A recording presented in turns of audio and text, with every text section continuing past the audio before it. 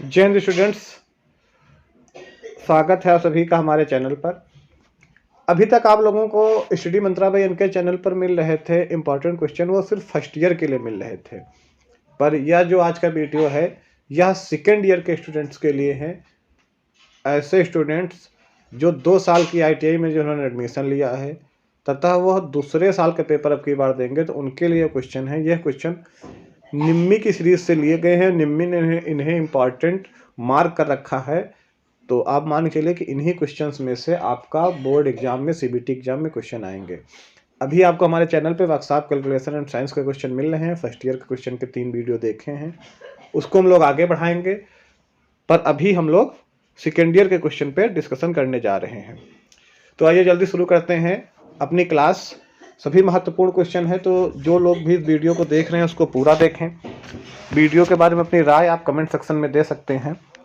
तो आज का पहला क्वेश्चन है जो कि सेकेंड ईयर वालों के लिए कि लाभ क्या है। तो आप लोगों का प्रॉफिट एंड लॉस नाम का एक चैप्टर है ये, जिसमें पूछा लाभ क्या है।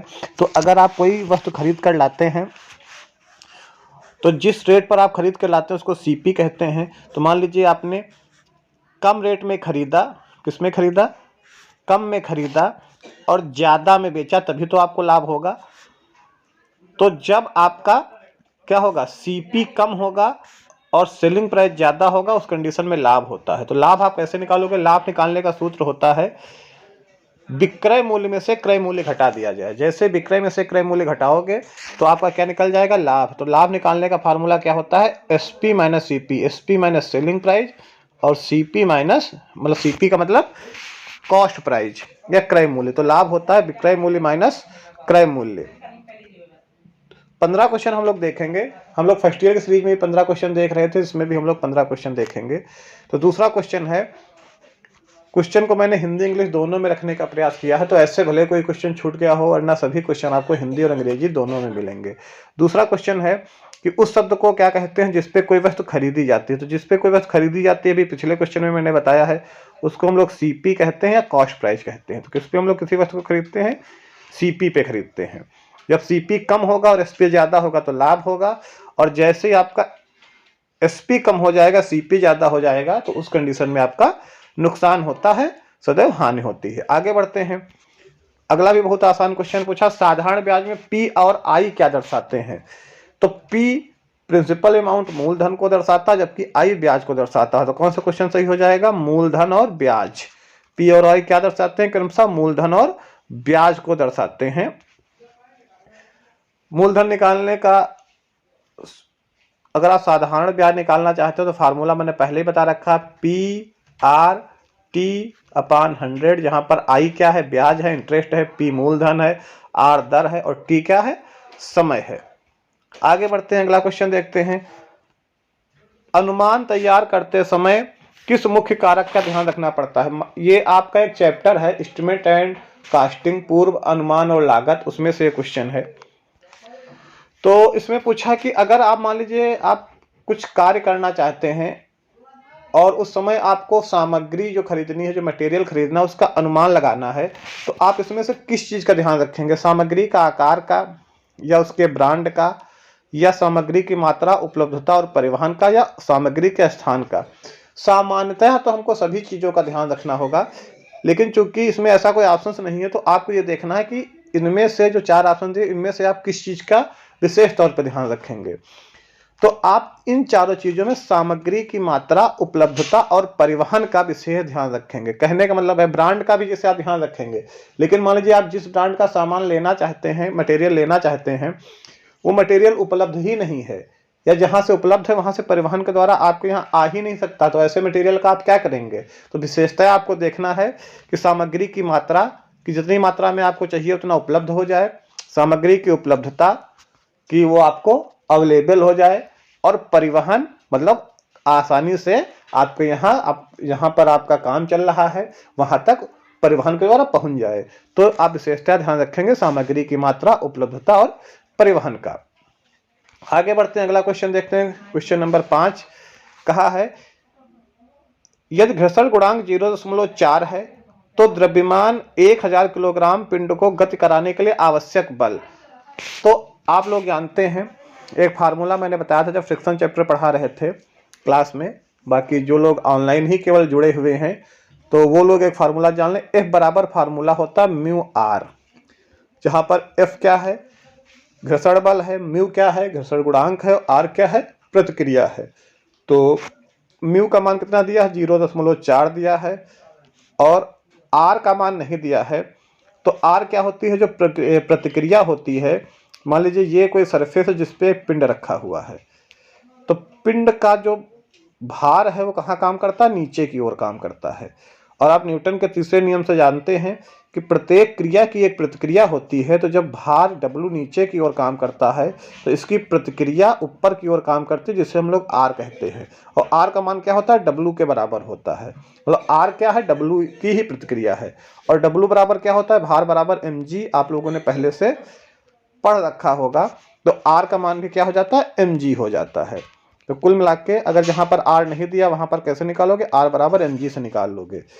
तो इसकी जगह पर हम mg रख देते हैं। तो m का मान कितना दिया है, 1000, और g का मान कितना होता है, 9.81 होता है। लेकिन कैलकुलेशन में कभी कभी हम लोग 10 भी लिख लेते हैं, तो यहाँ पर मैं 10 ही लिख लेता हूँ। लेकिन g का मान 10 नहीं होता है, जबकि 9.81 होता है।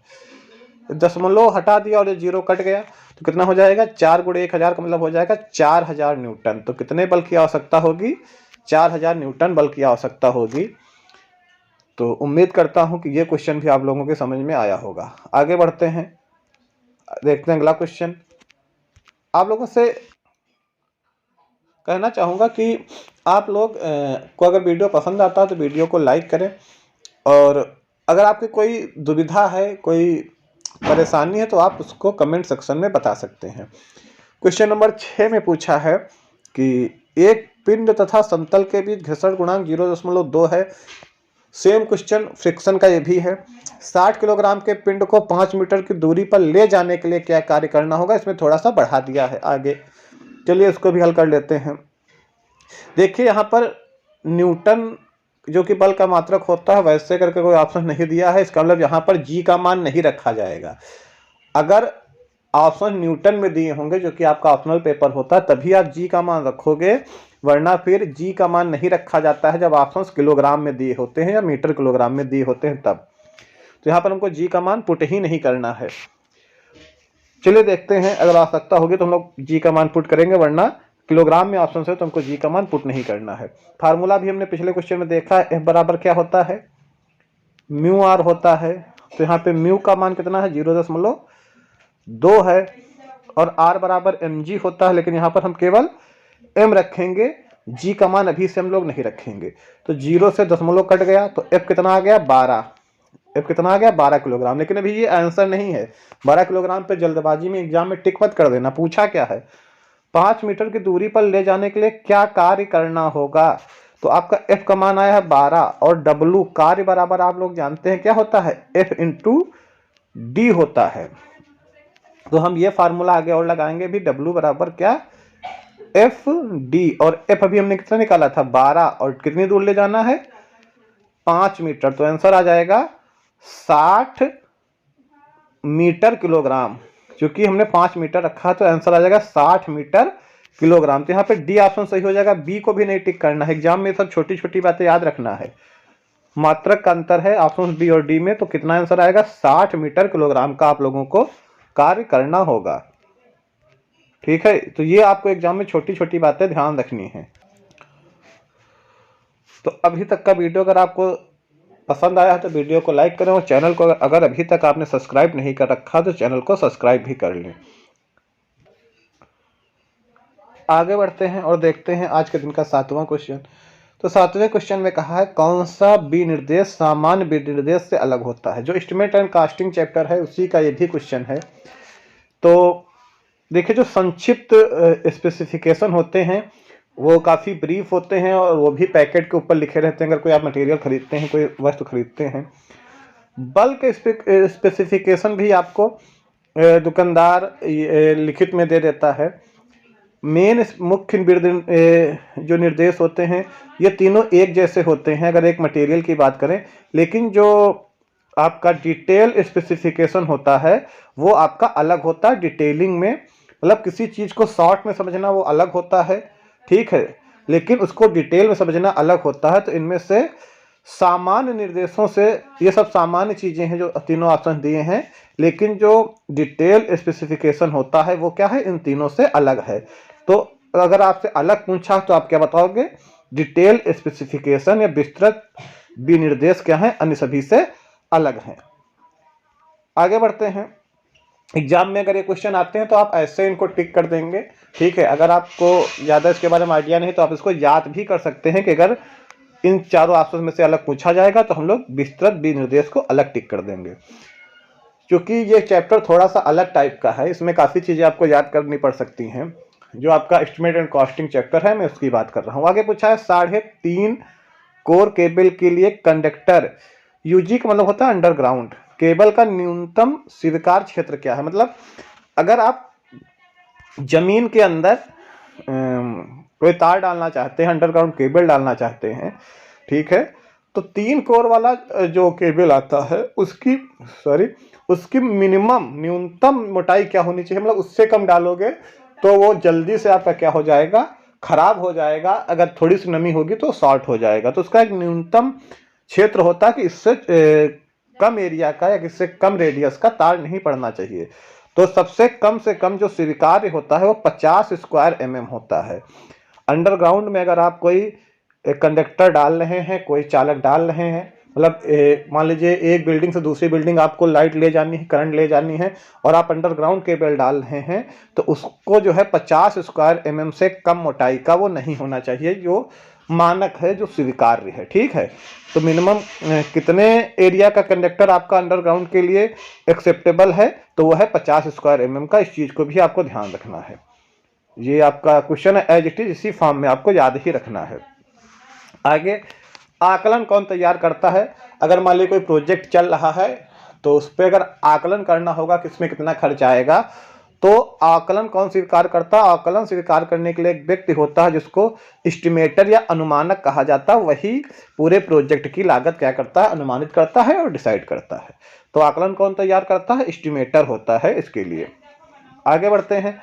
अगला क्वेश्चन पूछा है और काफ़ी बढ़िया क्वेश्चन है, इसमें काफ़ी लोग कंफ्यूज हो सकते हैं, थोड़ा ध्यान देना है। पूछा मिश्रधन क्या है यदि 30,000 का मूलधन और ब्याज 7% प्रतिवर्ष है, और कितना, 7% प्रतिवर्ष। ये हिंदी में थोड़ा आगे पीछे होगा, जो कि गूगल हिंदी से क्वेश्चन निम्मी ट्रांसलेट करता हूँ, मैंने निम्मी से डायरेक्ट ले लिया है। कुल मिला के इस क्वेश्चन में दिया है कि आपका मूलधन कितना है, 30,000 है, और ब्याज कितना है, 4,347 से आपसे मिश्रधन पूछा है। कंफ्यूज करने के लिए यहाँ पर ब्याज भी लिखा हुआ है, लेकिन आपको ब्याज पे ध्यान नहीं देना है। मिश्रधन क्या होता है सभी लोग लगभग जानते होंगे, अगर आपने ब्याज वाला चैप्टर पढ़ा है तो। मिश्रधन होता है आपका, मिश्रधन बराबर होता है मूलधन में, प्रिंसिपल अमाउंट में अगर आप ब्याज जोड़ते हैं तो मिश्रधन बन जाता है। मिश्रधन को हम लोग ए से डिनोट करते हैं। तो ए बराबर क्या होता है, P + I। हमको यहाँ पे क्या निकालना है, मिश्रधन निकालना है। तो मिश्रधन जो होता है वो P + I होता है। मतलब 30,000 में ब्याज को देख के आप लोगों को कंफ्यूज नहीं होना है। आप क्या करेंगे, 4,347 रुपया जोड़ देंगे, ठीक है। आपका क्या आ जाएगा, इसको हम जोड़ के लिख देते हैं। तो 30,000 में जोड़ोगे तो 7 हो जाएगा, ये 4 हो जाएगा, 3 हो जाएगा, ये 4 हो जाएगा, 3, 34,347 आ जाएगा। ये डी वाला ऑप्शन साहब का बिल्कुल सही होगा, ठीक है। क्वेश्चन अगर हिंदी में आप लोगों को कंफ्यूजन लग रहा तो आप लोग इंग्लिश वर्जन देखें। एग्जाम में भी यही करना है। अगर एडिटेड क्वेश्चन आ जाता है जो कि गूगल हिंदी से वहां भी ट्रांसलेट होता है, तो आपको इंग्लिश वाले वर्जन पे ध्यान देना है। अगर आपको हिंदी में कंफ्यूजन हो रहा है, ये मैं बार बार आप लोगों को बताता हूँ। 10 क्वेश्चन हो गए हैं, आगे बढ़ते हैं। 11वें क्वेश्चन की तरफ। पूछा है ऊष्मा उपचार के विभिन्न चरण क्या हैं। तो ऊष्मा उपचार के लिए विभिन्न चरण जो होते हैं उसमें सबसे पहले हम हीटिंग करते हैं, फिर सोकिंग करते हैं, फिर आपका क्वेचिंग करते हैं। हीटिंग का करने मतलब होता है, मान लीजिए कोई पदार्थ है, कोई भी मटेरियल है और उसको आपको कोई और शेप देना है। मान लो लोहे का कोई टुकड़ा है जिसको आपको कोई शेप देना है, तो रूम टेम्परेचर पे आप उसको अगर बदलोगे तो टूट सकता है। तो सबसे पहले उसको क्या किया जाता है, पहला स्टेप होता है ऊष्मा उपचार का, उसको गर्म किया जाता है। तो जब सबसे पहले क्या करोगे, पहला स्टेप क्या होता है, हीटिंग। विभिन्न चरण में स्टेप वाइज आपको बताना। सबसे पहले आप क्या करोगे, उसको हीट करोगे। हीट करने के बाद जब वो बिल्कुल लाल हो जाता है, बहुत ज़्यादा गर्म हो जाता है, तो दूसरे स्टेप में आप उसको कुछ भी शेप दे सकते हो, उसको थोड़ा सा किसी भी तरफ घुमा सकते हो। दूसरे स्टेप को कहा जाता है सोकिंग। जब आप उसको कोई और शेप दे रहे हो उस कंडीशन में, उस अवस्था में, उसको क्या कहते हैं? सोकिंग कहते हैं। फिर सोकिंग, उसको और शेप देने के बाद फिर धीरे धीरे उसको ठंडा किया जाता है, ठंडी हवा से या किसी जिस प्रकार से। तो तीसरे स्टेप में जब उसको पुनः ठंडा करते हैं तो इस स्टेप को कहा जाता है, इस प्रक्रिया को कहा जाता है कोएचिंग। इसको क्या कहते हैं? कोएचिंग कहते हैं। तो ये 3 प्रक्रियाएं होती हैं। पहले स्टेप पे हीटिंग, फिर सोकिंग और फिर कोएचिंग। तो ये तीनों स्टेप होते हैं। सी ऑप्शन आपका बिल्कुल सही होगा। आगे बढ़ते हैं। 12वां क्वेश्चन पूछा है, शियरिंग प्रतिबल और शियरिंग विकृत के अनुपात को क्या कहते हैं? तो जब किसी, मान लीजिए कोई प्रत्यास्थ वस्तु है और उस पर आप लोग बल लगाते हैं, जैसे रबड़ है, उसको आप खींचोगे तो पहले से उसका जो शेप है वो थोड़ा सा बदल जाएगा। पहले से उसका जो आकार है उसको अगर आप खींचोगे तो बढ़ जाएगा। तो जिस बल से हम लोग खींचते हैं उसको प्रतिबल कहते हैं। और मान लीजिए रबड़ को हमने खींचा और उसमें कुछ लंबाई में क्या हो गई? वृद्धि हो गई। तो जो लंबाई में वृद्धि हो गई उसको क्या कहते हैं? विकृत कहते हैं। और प्रतिबल और विकृत के अनुपात को ही क्या कहा जाता है? दृढ़ता मापांक कहा जाता है। तो शियर प्रतिबल और शियर विकृत का जो अनुपात होता है वो क्या कहलाता है? दृढ़ता मापांक कहलाता है। ये बहुत ही महत्वपूर्ण क्वेश्चन है, आप लोग इनको कायदे से समझिए, ऐसा मैं चाहूंगा, ऐसी मेरी इच्छा है। आगे क्वेश्चन नंबर 13 में कहा है कि a cube minus B cube का फार्मूला क्या होगा? इसमें आप लोगों को थोड़ा सा कंफ्यूजन हो सकता है, मैं इसको डिटेल में थोड़ा बता देता हूं। सूत्र आपको याद रखना है a माइनस बी क्यूब का। a माइनस बी क्यूब का सूत्र आपको याद रखना है, ये होता है आपका a cube minus B cube minus का होता है आपका 3ab a प्लस बी। ये सूत्र होता है माइनस का 3ab और उसके बाद होता है आपका a प्लस बी। ये सूत्र होता है। अब क्या है, लेकिन आपसे इसका मान न पूछ के a cube minus B cube का मान पूछा है। किसका मान पूछा है? a cube minus B cube का। तो देखिए a cube minus B cube को आप इस तरफ ले आइए। तो जब a cube minus B cube को आप इस तरफ ले आएंगे तो उधर ये a माइनस बी क्यूब को आप उधर लिए चले जाए तो ये हो जाएगा a माइनस बी क्यूब।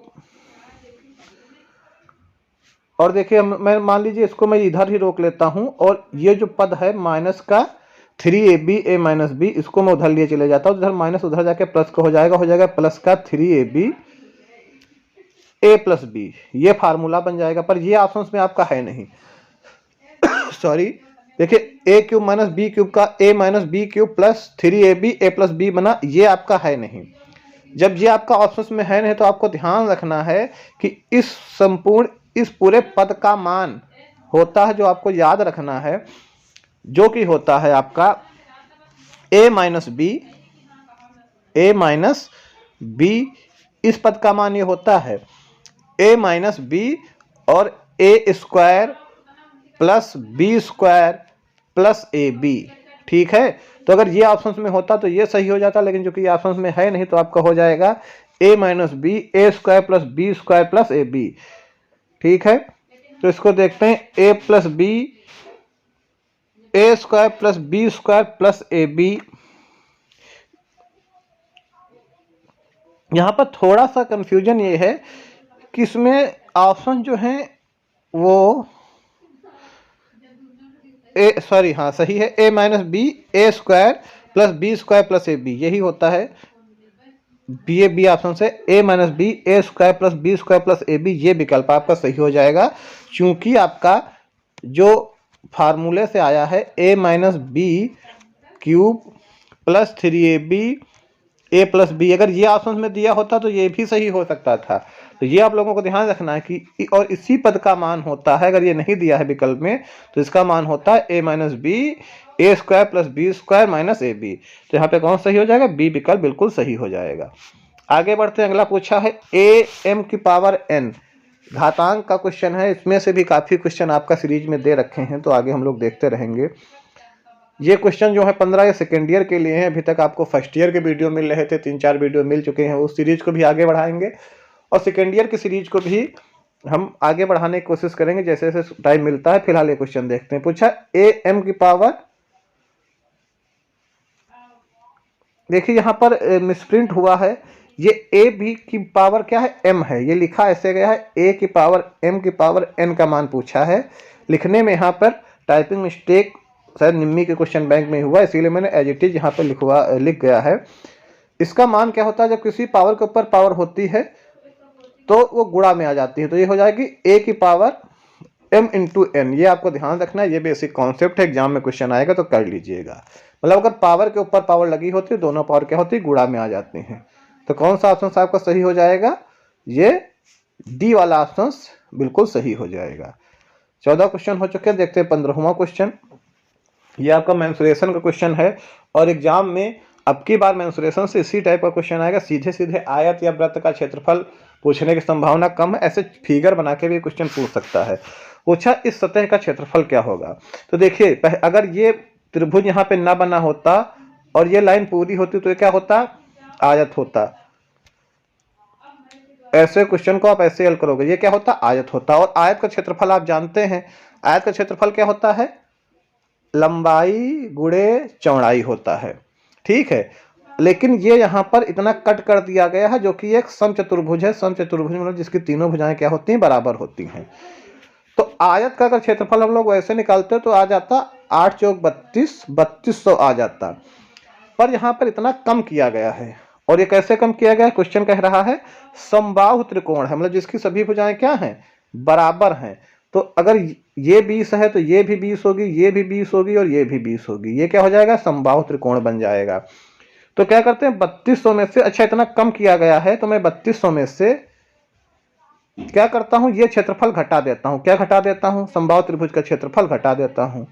समबाहु त्रिभुज का क्षेत्रफल होता क्या है, आप लोग बताएं। तो समबाहु त्रिभुज का क्षेत्रफल या समबाहु त्रिकोण का क्षेत्रफल होता है, समबाहु त्रिभुज का जो क्षेत्रफल होता है उसका सूत्र आप लोग याद रखिएगा, √3/4 भुजा स्क्वायर, ठीक है। ये कितना हो जाएगा, √3/4 और भुजा कितनी है 20, तो 20 का स्क्वायर 400, 4 एकदम 4, 4 दम 100, ये कितना हो जाएगा 100√3 हो जाएगा। कितना हो जाएगा 100√3 हो जाएगा। और √3 का मान कितना होता है 1.732। तो यहाँ पे मैं लिख देता हूँ गुणे 1.732। देखो 2 जीरो है तो 0.2 स्थान आगे बढ़ जाएगा तो हो जाएगा 173.2। ये किसका आया है, समबाहु त्रिकोण का क्षेत्रफल। तो इसको हम क्या करते हैं, क्योंकि इतना कम किया गया है तो आप क्या करो 3200 में से 173.2 क्या करो माइनस कर दो। फिर यहाँ पे भी जीरो लिख लेते हैं, घटा देते हैं। 10 में से 2 गया तो 8 बचा, यहाँ 9 में से 3 गया तो 6 बचा, यहाँ 9 में से 7 गया तो 2 बचा, यहाँ 1 में से 1 गया तो 0 बचा और यहाँ पे 3, तो ये कितना है 3026.8 जो कि सी ऑप्शन है। तो ये आपका बिल्कुल सही हो जाएगा। उम्मीद करता हूं आज के 15 क्वेश्चन आप लोगों को समझ में आए होंगे। अगर वीडियो में कुछ कमी रह जा रही है तो अपना सजेशन आप लोग कमेंट बॉक्स में ज़रूर दें। और अगर आप लोग कहेंगे तो जैसे फर्स्ट ईयर की सीरीज की चलेगी और वैसे वैसे सेकेंड ईयर की सीरीज भी चलती रहेगी। जैसा आप लोग रिस्पांस करेंगे उसी ऑर्डर में आपको ये महत्वपूर्ण क्वेश्चन की सीरीज मिलती रहेगी। मिलते हैं आप लोग से किसी अन्य दिन किसी अन्य वीडियो में, तब तक के लिए खुश रहिए। जय हिंद।